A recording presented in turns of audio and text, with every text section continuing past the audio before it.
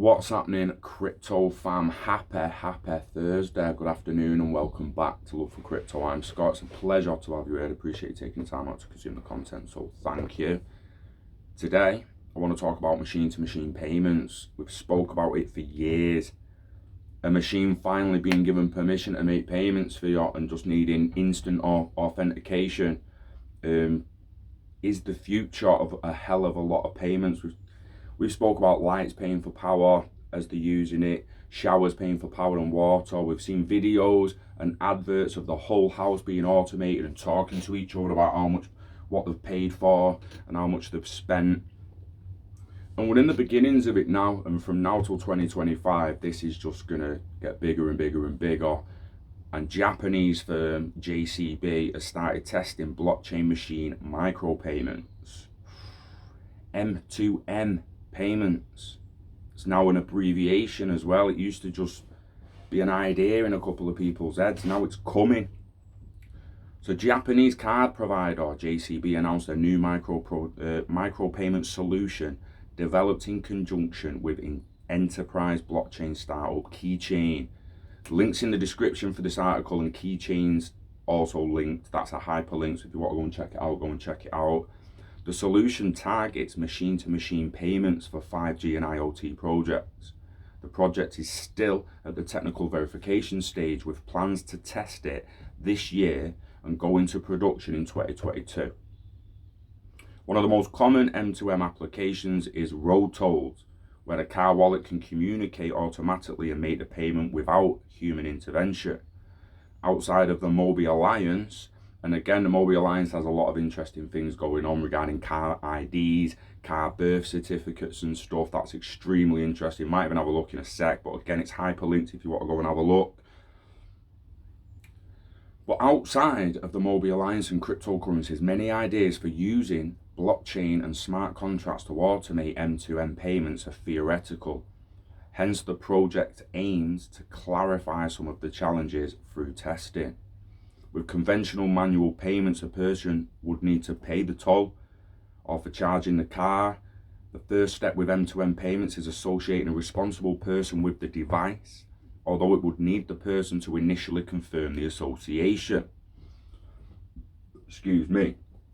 But again, once you've confirmed association with a person, another machine is just going to see that machine as a person. So your fridge paying as it pays, it will be acting as you.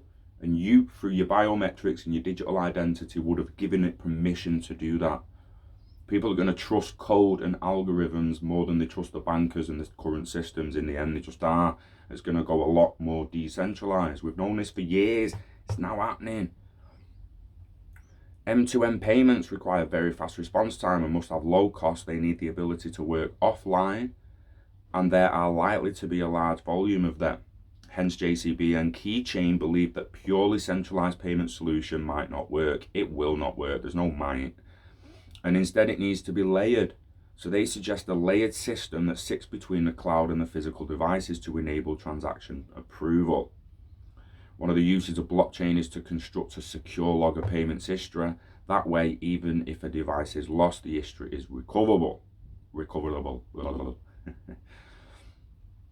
So they first started to work together, JCB and Keychain, at the end of 2019, initially for Keychain's identity solutions, but JCB has numerous other blockchain initiatives. It's working with LayerX on a B2B payment solution that connects transactions, and as a partnership with US payments firm Paystand for corporate SME payments, and another relationship with Accelerate, a tech fund for a blockchain payment system. I'd imagine all interoperable with each other in the end. This is what's going to be happening, but we'll just click the Mobis Alliance because it's interesting. The car's going to be making payments. It's going to be interesting when you then sell that car, innit, that you'll have to change the wallets and everything. Oh, it's like if you're selling a phone, I suppose. When you wipe the phone, you'll have to start wiping your car. You'll have to take away the permissions you gave it before you sell the vehicle. And it will go down in a log on the smart contract. So Mobis, BMW and Ford release a second blockchain vehicle identity standard. They've got a VID1 and a VID2 now. So the Mobility Open Blockchain Initiative, Mobis, has released a second installment of its vehicle identity standard, VID2. Leading names in the auto industry are collaborating on the project in a working group chaired by BMW and Ford. Mobis is a non-profit alliance including the world's largest vehicle manufacturers, technology firms and others. It aims to promote the adoption of blockchain standards in the mobility sector to make transportation more efficient and affordable. Mobis Vehicle Identity VID1 provides a birth certificate for vehicles. VID1 was the starting point, enabling other future use cases such as the potential to track events in the car's life, including change of ownership, repairs, insurance claims, and the ability to log meter readings. VID2 leverages VID1 in a variety of use cases, including vehicle registration and maintenance traceability.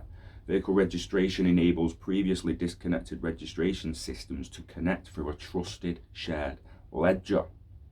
A reasonable number of second-hand cars are sent abroad. For example, in the UK, if a car is in an accident and the insurer decides it's not economical to restore, it's written off with a write-off classification logged on the vehicle registry DVLA. However, if the car is transported across borders and restored, there may not be a record that the car was a write-off in the new country. The new standard enables cross-border data sharing using blockchain, which secures and gives access to the information needed to value a second-hand car appropriately. That's interesting. Extremely interesting. This goes on, and again, it was all hyperlinked in the original article in the description. It's very interesting. Pedal to the metal in 2021 for distributed and decentralized mobility. Let's have a look at that.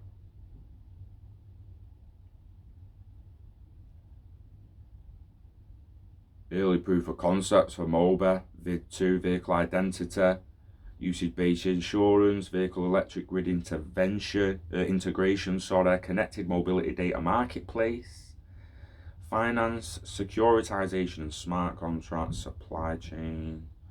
They are going to link your car with everything, and we shared this before with the Volkswagen document, where it put you in the Volkswagen Neo car and you just had access to absolutely everything. It's quite crazy.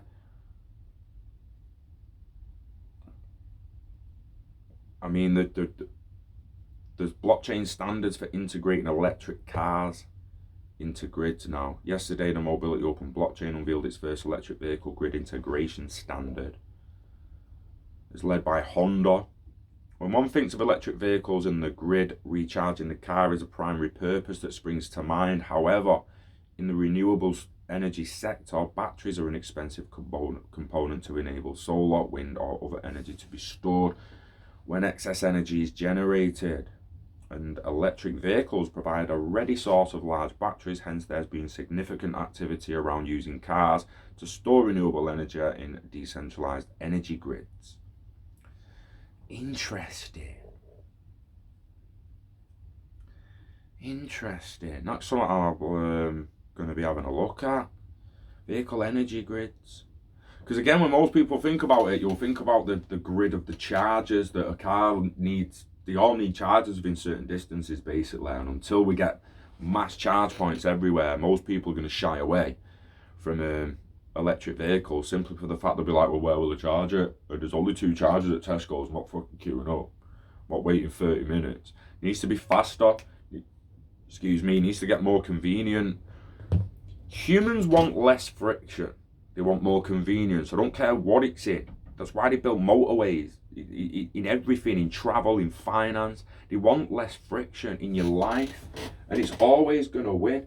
It's why voice is now beating out type. No one wants to type bullshit anymore. You want to just speak into the computer and it know what you mean. Alexa this, Google that.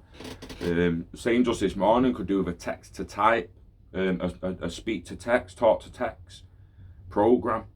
So I can just speak into my laptop and it write what I say legitimately, because I want convenience, want less friction. I don't want to have to sit there and because I'm a slow typer. I've got friction because of my ability to type. And don't want friction in our lives. DLT is going to speed up the world in a way people have not even begun to comprehend yet, I don't think. Again, we've said it before, it's going to change the world more than it's ever changed in the past. It's just a matter of time. And I'm telling you, the next 5 years are going to be extremely exciting to see all this pop off and it finally start machine-to-machine testing. Do you know what I mean? And vehicles that can make payments and devices that make payments, reducing friction one step at a time. Can't wait. Anyway, I need to go. Hopefully get my result today. And I need my COVID result negative, and they've just not texted me yet. So I'm hoping to get that today because I need to get back in work. You know the dance, guys. Invest in yourself, invest in the internet of value. Yeah, live long and orderly until you're ready to let it go. Be happy, be grateful. Yeah, we love crypto, we love machine-to-machine payments, and we love you. Till next time, peace.